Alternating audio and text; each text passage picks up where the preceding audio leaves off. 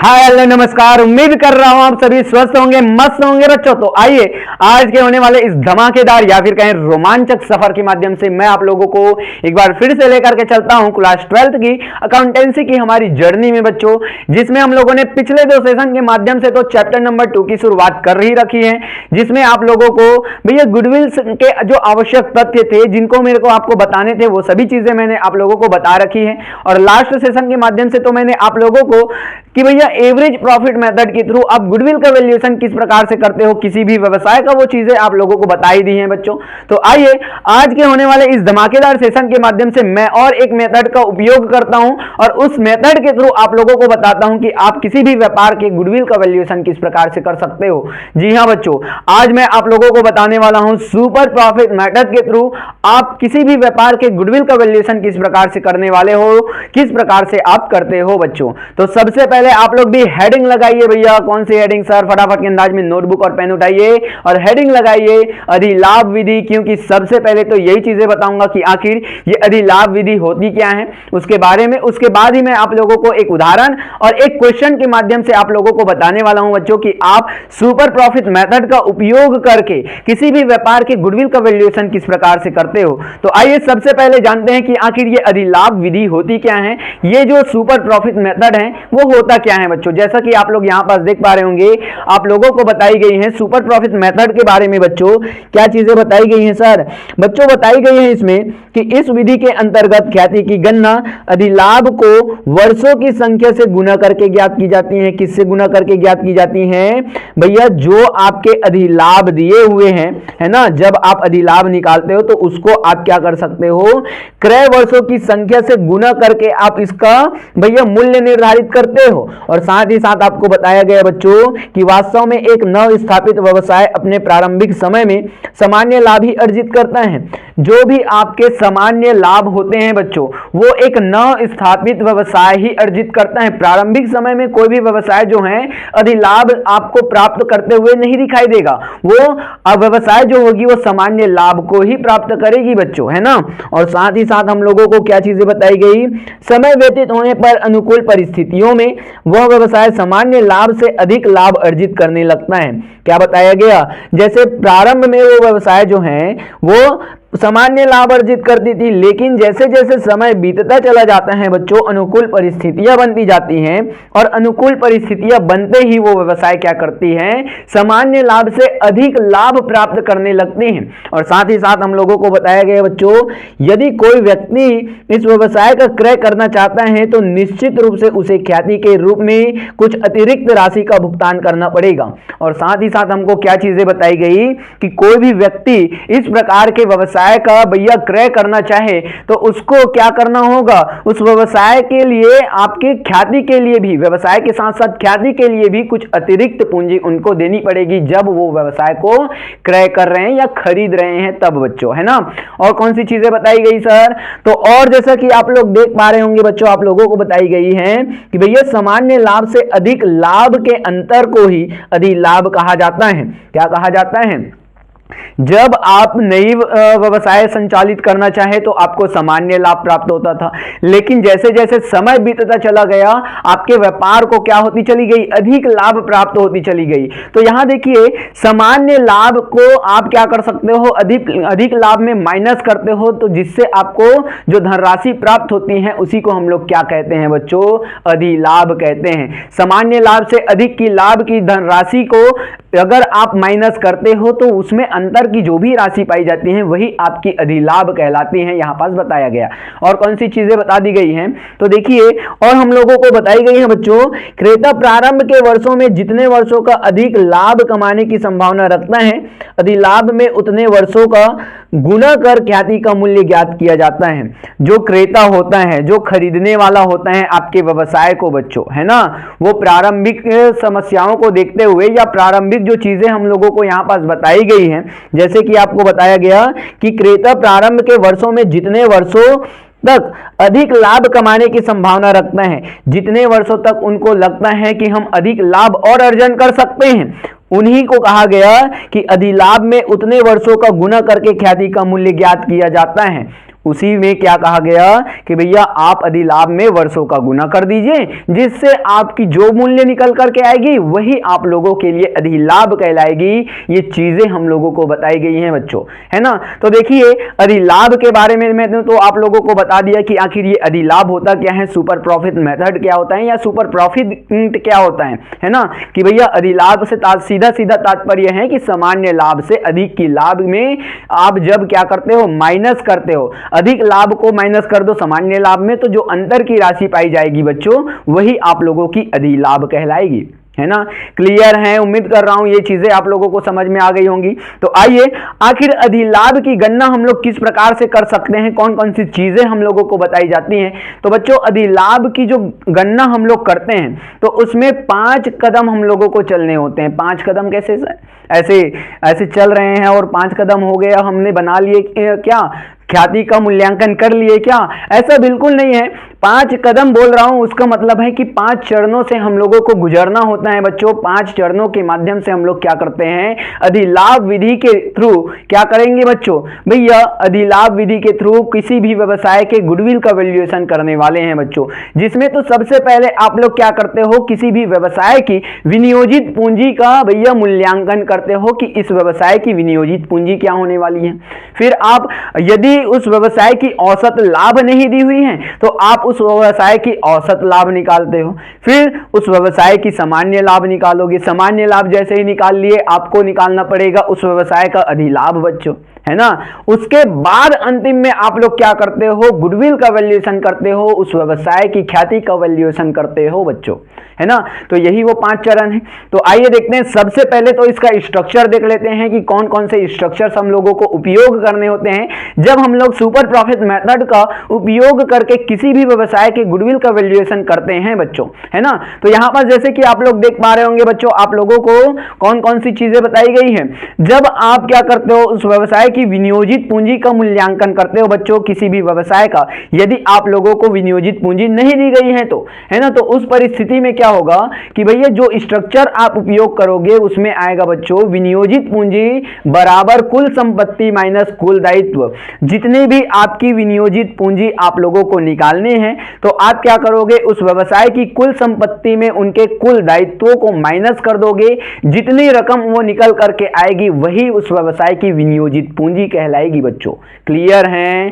तो आइए अब देखते हैं कि हम लोग औसत लाभ कैसे निकालते हैं, उसका स्ट्रक्चर क्या होता है। जब हम लोग अधिलाभ विधि में भैया क्या करते हैं, किसी भी व्यवसाय की गुडविल का वैल्यूएशन करते हैं, तो बच्चों देखिए बच्चों मैं सीधा सीधा कहूंगा, जब आप औसत लाभ निकालते हो तो वही स्ट्रक्चर बेस यहां पास भी यूज किया जाएगा। जैसे कि आप लोग एवरेज प्रॉफिट मेथड में क्या करते थे भैया, औसत लाभ बराबर क्या किया जाता था भैया, गत वर्षों के लाभ माइनस हानि यदि दिया गया हो तो बटे में लाभ के वर्ष। यही चीजें आप लोग यहां भी करने वाले हो, जैसा कि यहां पास आप लोगों को बताई गई है। औसत लाभ बराबर गत वर्षों के लाभ माइनस हानि यदि दी हुई है तो, है ना, बटे में हो जाएगा बच्चों लाभ के वर्ष।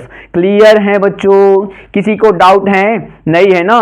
किसी को भी डाउट होता है बेझिझक होकर के पूछिए, बीच में खड़े होकर के पूछिए, कोई दिक्कत नहीं है।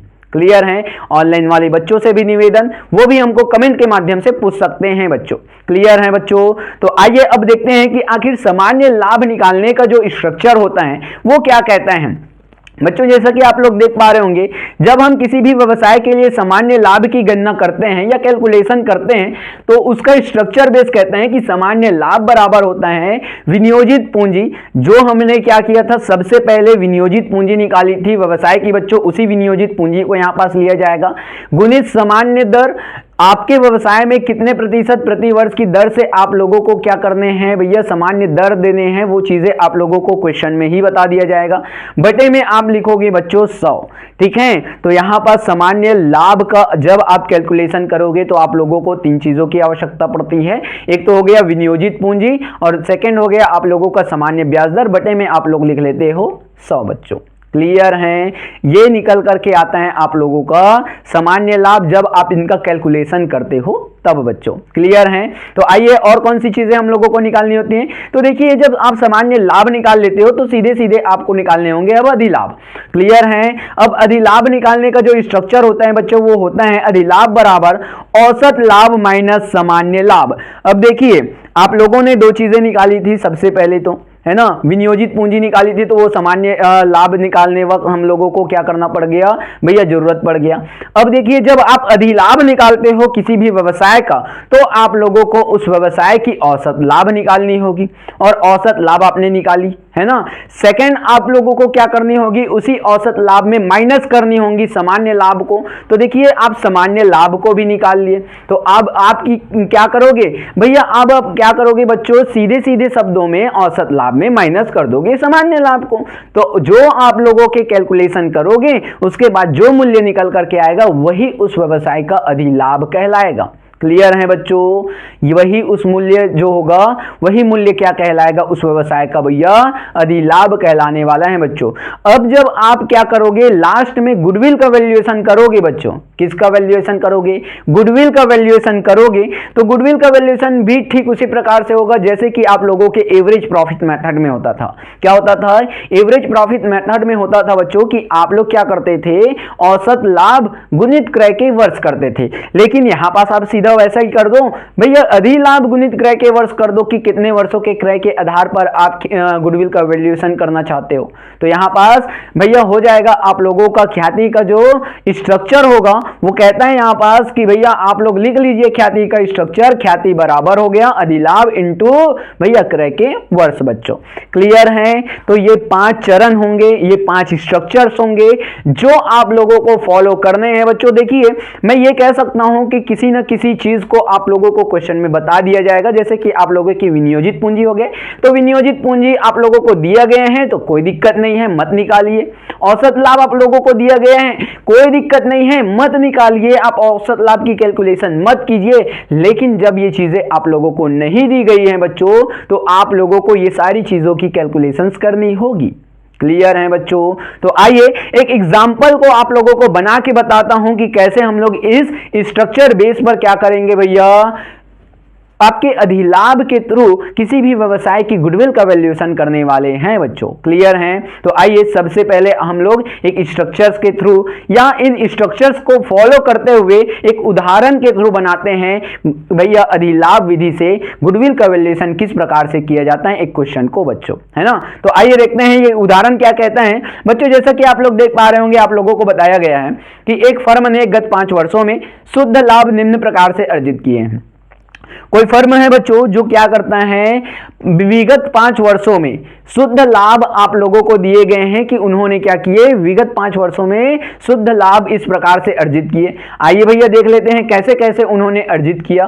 बेटा आप लोगों को बताया गया है कि भैया पहले वर्ष तो उस फर्म ने 7,000 रुपए प्रॉफिट कमाए, सेकेंड वर्ष में आ गया भैया 6,500 रुपए प्रॉफिट के रूप में, थर्ड वर्ष में उन्होंने कमाए भैया 8,000 रुपए प्रॉफिट के रूप में, फोर्थ वर्ष में आ गया बच्चों आप लोगों का फोर्थ ईयर में 7,500 रुपए की धनराशि आपने कमा ली।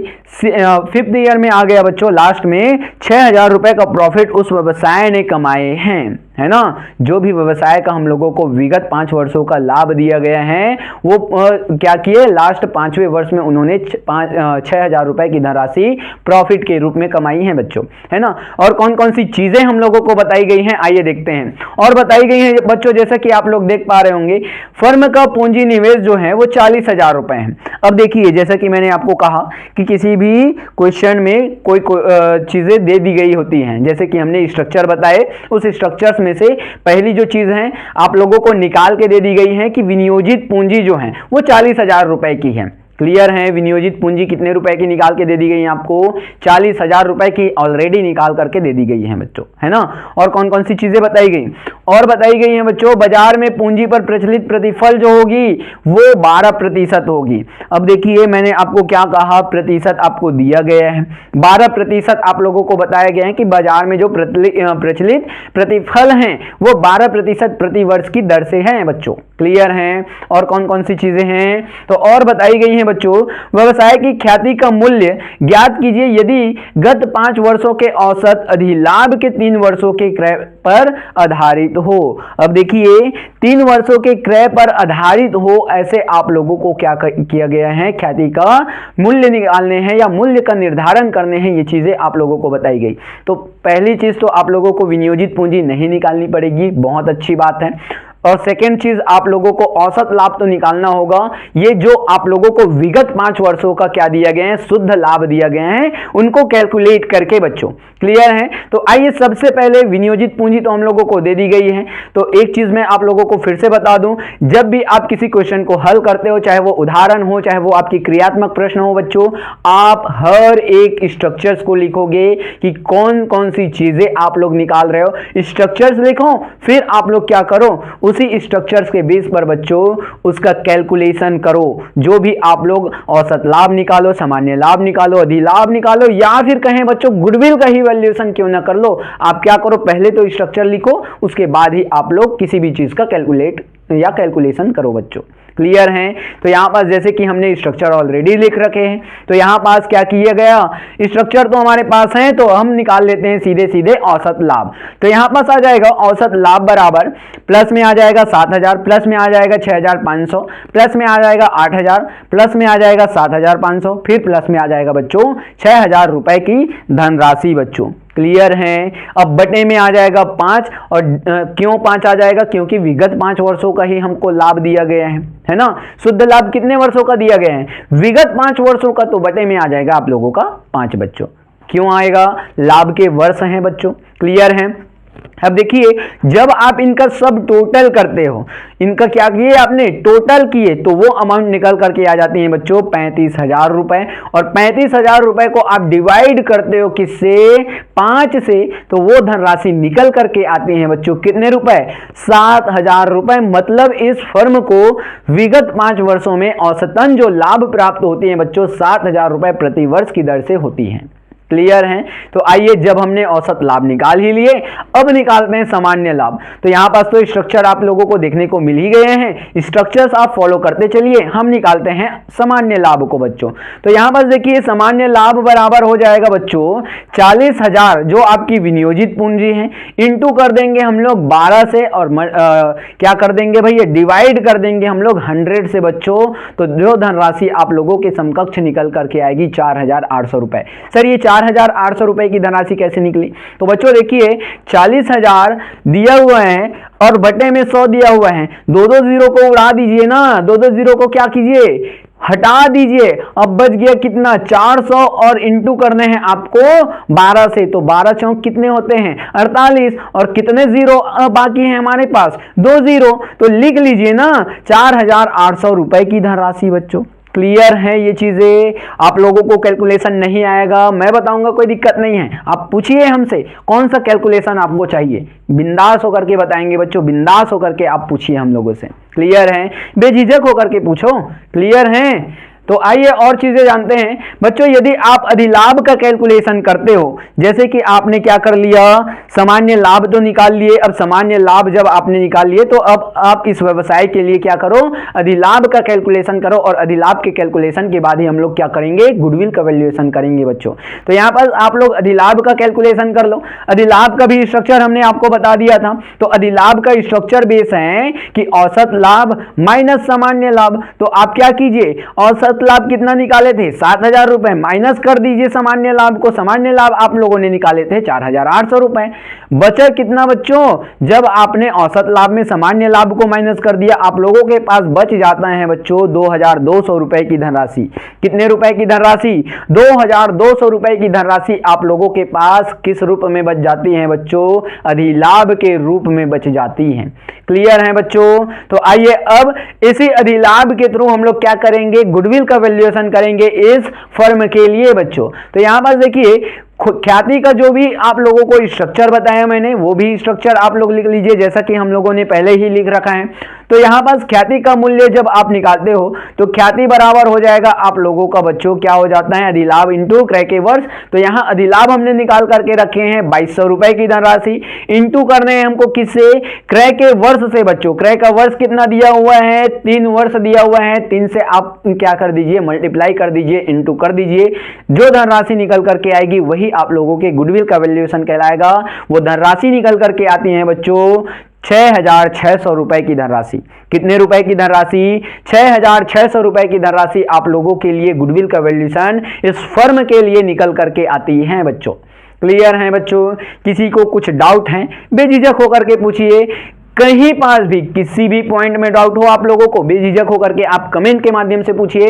हम आपके कमेंट का जवाब भी बेहतरीन तरीके से ही देने वाले हैं उस कमेंट के माध्यम से बच्चों। रिप्लाई जरूर आएगा, टेंशन ना लीजिएगा।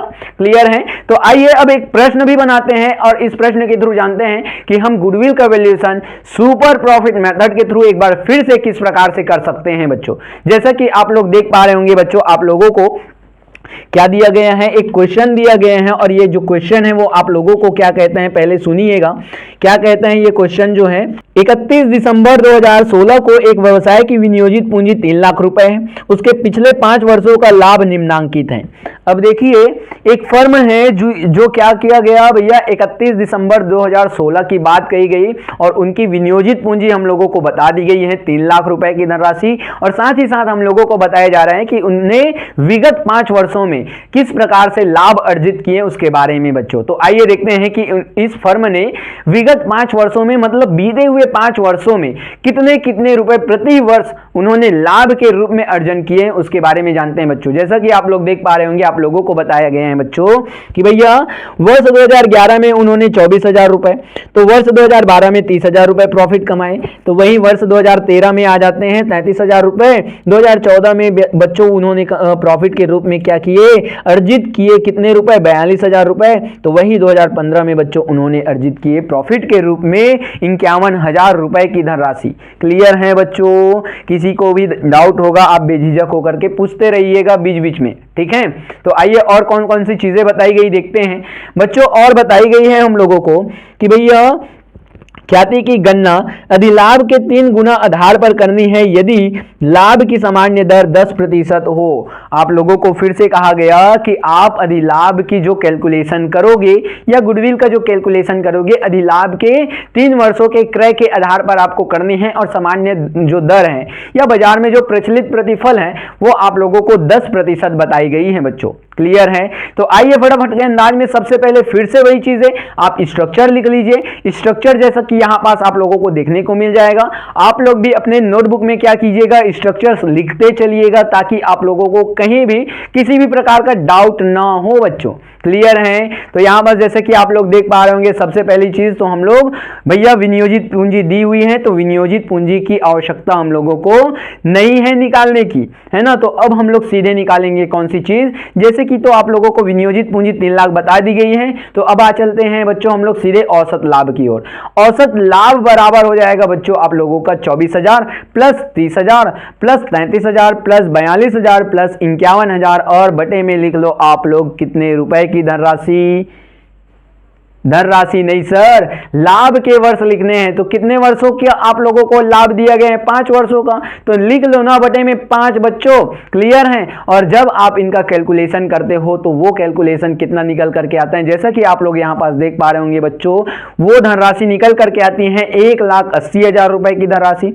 और जब आप क्या करते हो, 1,80,000 रुपए की धनराशि को बच्चों किससे डिवाइड करते हो, लाभ के वर्ष, मतलब 5 से जब आप डिवाइड करते हो बच्चों वो धनराशि निकल करके आ जाती है 36,000 रुपए। कितने रुपए की धनराशि निकल करके आई, 36,000 रुपए आप लोगों को सालाना औसतन लाभ के रूप में प्राप्त हो रहे हैं इस व्यवसाय से बच्चों विगत 5 वर्षों में, मतलब बीते हुए 5 वर्षों में। क्लियर है बच्चों? तो आइए और कौन कौन सी चीजें हम लोगों को गणना करनी है या कैलकुलेट करनी है वो चीजें जानते हैं। तो अब हमने औसत लाभ निकाल ही लिए, सामान्य लाभ भी निकाल लेते हैं जिससे हम लोगों को अधिलाभ निकालना आसान हो जाए बच्चों। क्लियर है? तो सामान्य लाभ भी निकाल लीजिए। सामान्य लाभ निकालने के लिए कौन कौन सी चीजें चाहिए, विनियोजित पूंजी चाहिए, सामान्य दर चाहिए हमको। तो लिख लीजिए सामान्य लाभ बराबर हो गया आप लोगों का विनियोजित पूंजी 3 लाख रुपए की, इंटू कर दीजिए बच्चों आप लोग 10 से और डिवाइड कर दीजिए 100 से। अब देखिए यहां पास सामान्य लाभ जब आप निकाल रहे हो, फिर से अच्छा से कैलकुलेशन बता रहा हूं भैया, जब आपने सामान्य ब्याज दर निकाले हैं या सामान्य प्रतिफल निकाले हैं 10%, उसमें से एक जीरो काट दीजिए और नीचे बटे में जो 100 लिखा है उसमें से एक जीरो काट दो, और 3 लाख रुपए जो आपकी विनियोजित पूंजी दी गई है बच्चों उसमें से एक जीरो हटा करके भैया आपका जो सामान्य लाभ है वो निकल करके आ जाएगा 30,000 रुपए। अब किसी का कैलकुलेशन करना नहीं पड़ेगा क्योंकि 30,000 को इंटू करते हो 1 से तो उतना ही कैलकुलेशन होगा बच्चों। है ना, 30,000 रुपए ही होगा। तो यहां पर सामान्य जो आपकी लाभ है वो कितने रुपए निकल करके आ गई, 30,000 रुपए की धनराशि। क्लियर है? तो अब आइए चलते हैं और अधिलाभ का कैलकुलेशन कर लेते हैं इसी औसत लाभ और इसी सामान्य लाभ की बदौलत बच्चों, है ना। तो यहां पास आपने औसत लाभ निकाल करके रखे थे 36,000 रुपए और आपका सामान्य लाभ निकाल करके आए हैं 30,000 रुपए की धनराशि। तो यहां पास हम लोग निकाल लेते हैं अधिलाभ। तो अधिलाभ का स्ट्रक्चर आप लोग देख पा रहे होंगे, अधिलाभ का स्ट्रक्चर तो लिखा ही हुआ है ना। तो यहां पास आप क्या कीजिए, 36,000 में माइनस कर दीजिए 30,000 रुपए। सर 36,000 में 30,000 माइनस क्यों, औसत लाभ निकला है 36,000, तो उसी में आपको माइनस करने हैं सामान्य लाभ 30,000 रुपए। बराबर आ जाते हैं बच्चों आप लोगों का कितने रुपए की धनराशि, 6,000 रुपए की धनराशि। कितने रुपए की धनराशि आ जाती है आप लोगों के पास अधिलाभ के रूप में, 6,000 रुपए की धनराशि अधिलाभ के रूप में आ जाती है। और साथ ही साथ आपको क्या कहा गया था कि आप अधिलाभ के 3 वर्षों के क्रय के आधार पर ही ख्याति का मूल्यांकन कीजिए, मूल्य निर्धारित कीजिए। ये चीजें आप लोगों को कही गई थी बच्चों।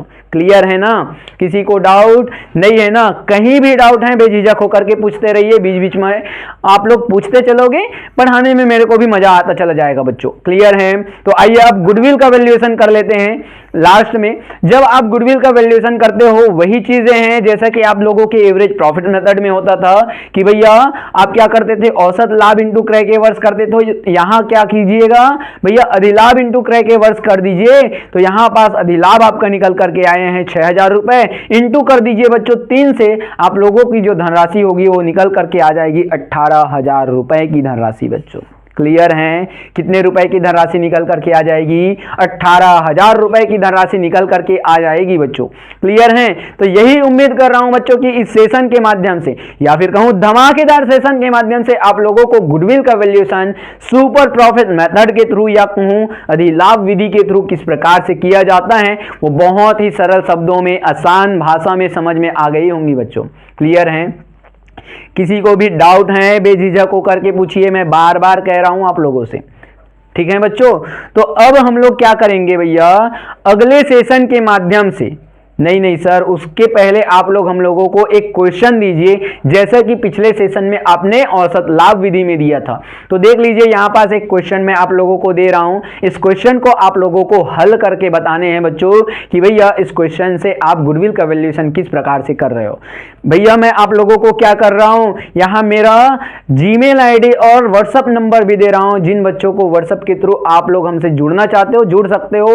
व्हाट्सएप के थ्रू हमको भैया अपना जो नोटबुक में जो आपने गुडविल का वैल्यूएशन किया है वो चेक कराना चाहते हो, आप करवा सकते हो बच्चों, कोई दिक्कत नहीं है।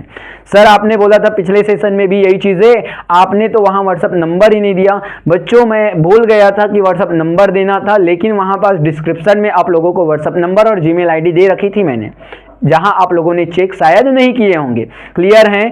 तो उम्मीद यही है और मिलते हैं बच्चों अगले सेशन में पूंजीकरण विधि के थ्रू।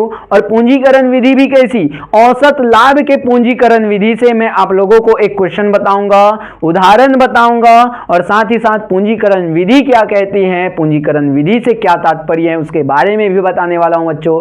तो तब तक के लिए दीजिए मुझे इजाजत, टाटा बाय बाय और जय हिंद।